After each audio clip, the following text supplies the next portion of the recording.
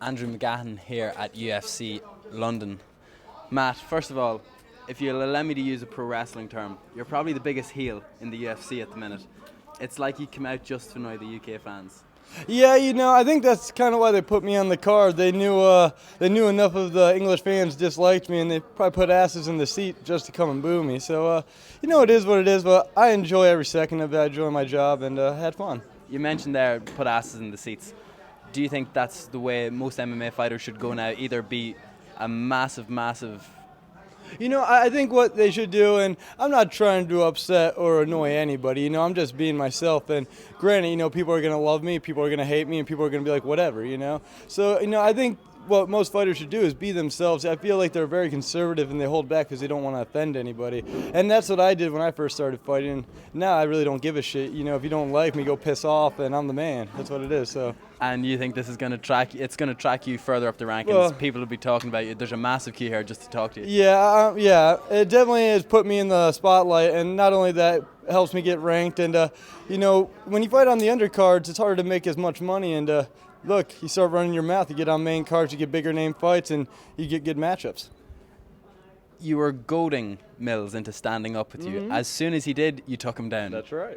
Was that the whole game plan? Just take him down, frustrate him? If it was up to me and I knew I would get a bonus, I would have stood up 3 rounds and, put on a crazy fight. But the thing is, I'm 27, got 3 kids, and I haven't been on a 4-fight win streak ever. I've spent my whole career in the UFC, and I've only won 3 fights in a row at most. Now I got 4 fights, and I feel good about that. And I just want to keep the wins coming, keep getting paid more, and keep having fun. Are you just going to pick on UK fighters now for the next while, so you're going to get over here? I wouldn't say next while. The next one's John Hathaway. I think after Hathaway, I think Hardy's going to retire at the end of the year. Plus, I train with Hardy at Drysdale. So I think I'm going to give Hardy a break. I'm not going to call him out. I want Hathaway. Hathaway wants me, and I think it'll be a great fight. Was there a bit of beef between you and Hardy, or was that just? There was no beef whatsoever. We actually talk and laugh about it. And honestly, every time he sees me, he's like, "Oh, you shitbag." He's like, he always says something. But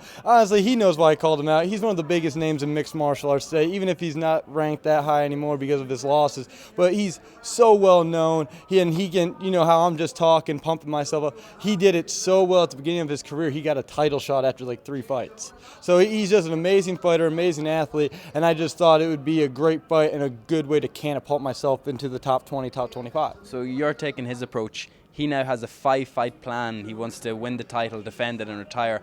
Would there be a problem if you two clash somewhere along the next couple of fights? If it happens, I still would love to fight with Dan Hardy, be it if I have to go somewhere else or whatever. Yeah, I think it's a great matchup for me, just like the Mills matchup was easy for me. It's a great matchup, so I would love to fight with Dan Hardy, but right now I think Hathaway's he's in my sights. I'm in his sights. I saw him at the Shoot Fighting Academy the other day, and it's on, Is there any weakness in particular you see in Hathaway? Because No. for one of the UK guys, he's probably our most decorated wrestler. He's a world-class athlete. I think he played rugby, and he's brutal. He's mean. He beat the shit out of Diego Sanchez, and he's a good wrestler, southpaw striker. And Hathaway's just very well-rounded. I think he's probably one of the best British fighters out there. And I think other than the loss to Mike Pyle, he's done great in his career. Pyle just really exposed him, and if I were to fight Hathaway, I'd definitely talk to Pyle and pick his brain.